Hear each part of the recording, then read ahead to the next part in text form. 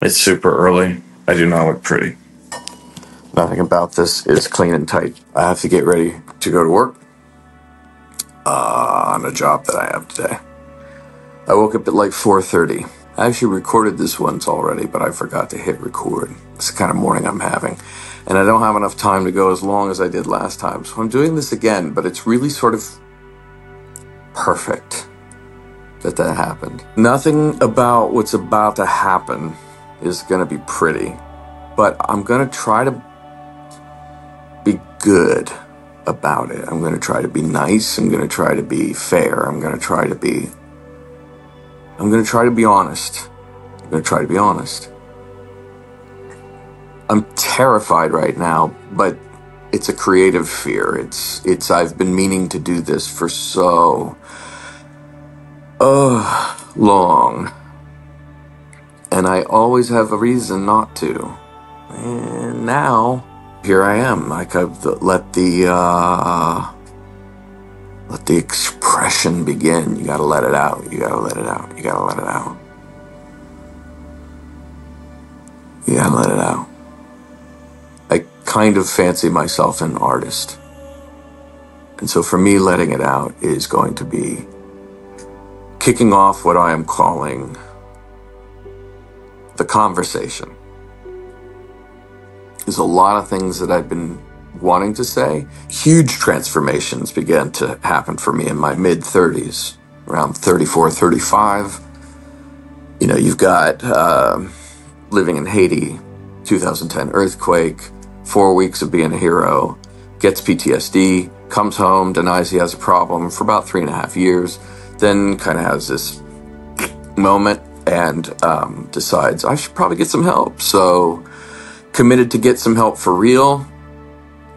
Being naive, thought I'll make a movie about that at the same time. So I was doing that.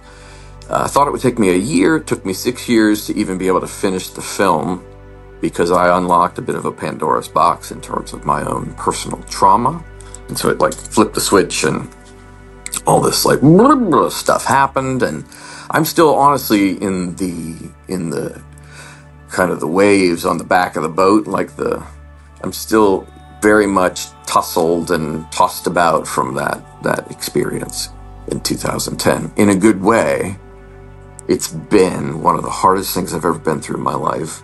I would never, ever, ever, ever, ever want to do it again. But don't you dare touch it. I do not want to get rid of it because what it has kicked off, has been much needed. I run my mouth a lot on things like Facebook. I meme a lot. I am a dealer of memes. And that's a coping mechanism. That's me biting my tongue. It's me letting my brain feel reward, people laughing and sharing. It lets my brain go like, I'm doing something. I exist. That's really what my brain, really down low, my brain's like, I exist. Oh, look, I did a thing and it's making waves. I do not think that I matter because I had a thing get shared. It doesn't matter. Nothing, I want to talk about some stuff that I've been too afraid to talk about. And so I become entertaining. Then I self-edit. I won't do anything because I need it to be better than this. I'm not doing that right now. I don't know how frequent this is coming, but it's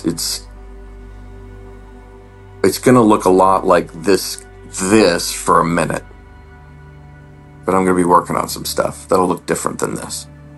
I promise. I don't know when those things are coming.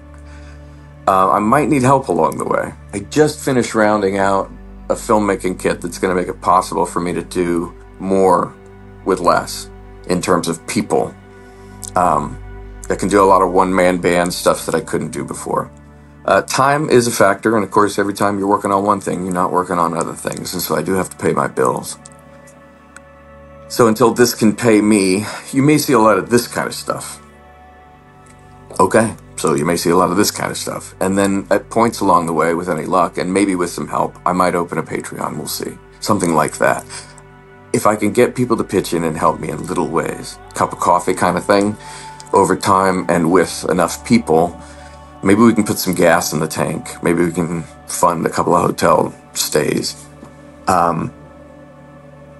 Maybe I can put some more artful things out there. That's the intent. But this is art too. Art is honest expression. That's number one for me. I mean, to me, that's my probably first rule. It has to be honest expression. I'd say the number two rule is for it to actually constitute as art, it has to make contact with an audience. And so you have to share it. And once you share it, it's not up to you. You have to forgive me because I'm like super tired from being up at 4:30 and I have to go to work. I made a film. And with my own film, I think, and this is important to the nature of what I'm doing here, with my own film, I'm so proud of it. I'm so grateful that it exists. I'm so grateful for the whole experience of making it. Put it out into the world with a distributor, and to be quite honest, it's been a little bit of an underwhelming experience. And so it's just kind of there, but it's also behind a paywall in a lot of places. And I love the film, and I think the message is important, and it breaks my heart that it's just dead behind a paywall in so many ways. So I'm going to be talking about things like that, about art and making art and how it gets into the world. And I want to talk about this other thing that's like really breaking my brain right now. I have a lot to talk about, and I know that a lot of you do too. So I want to talk, but I also want to open a space for other people to talk. And I want to listen. And that's why I want to call this The Conversation. But consider joining me. And I need ideas, I need help, I need to figure out how to frame this.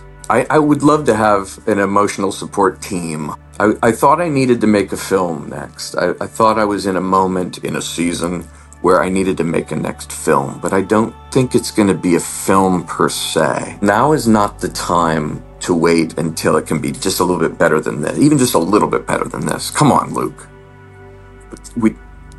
Time's up. Now's the time to start the conversation. I don't know where this video is even going to be uploaded. Let's say YouTube. Put your thoughts in the comments for now. We need to talk.